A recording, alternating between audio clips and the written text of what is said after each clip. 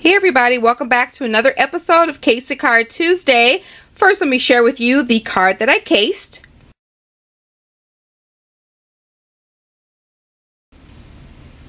And that card is so cute. I really like the vintage feel of it and the masculine feel of the card. I know that someone had requested that I do a masculine card, so I have a couple here that I'm going to show you. So this is the first one. And I use the Prima engraver paper stack, and this card is 4 1/4 by 5 1/2, and I just kept it simple because you know men don't like all that flower and poofy stuff, so I just have craft cardstock as my base, and then I layered it with some white cardstock and then some pattern paper. I used my distress tool to distress the edges of that layer. Then I matted another layer slightly smaller and angled it, used a distressed tool on that as well, and then I tied some twine around it before I glued it down so that can be stable. I used some graphic 45 staple buttons, and I cut this one in half and placed it underneath this piece of the pattern paper. I used a pop bottle top here, and there's another graphic 45 staples button. I just tied a quick tie in the same jute rope here. I flattened this using my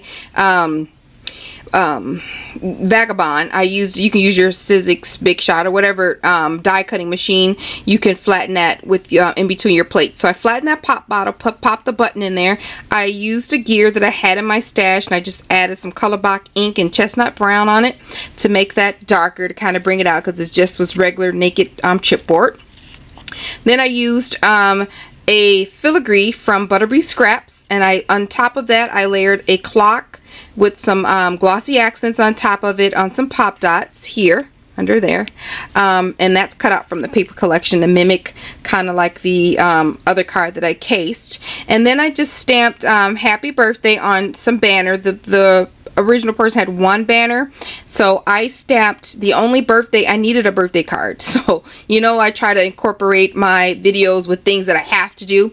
So I needed a male birthday card, and then this is so the only birthday stamp I had was cut in two, so I ended up cutting the stamp and then stamping it on 2 different banners and layering that. I also used this tiny little Tim Holtz arrow and brad.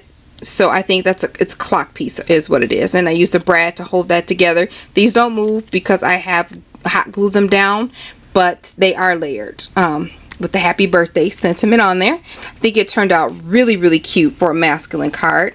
And then on the inside is just plain. I used just white pattern paper, and then this is the ruler from I cut out from the paper collection just to add something extra on my when I'm writing my sentiment on the inside. So this is the card that I did for this week's C.A.S.E Card Tuesday, and thank you guys for commenting and watching and liking. I really appreciate all of your support, and I appreciate you taking the time to leave a nice comment. So I will keep them up as long as I can.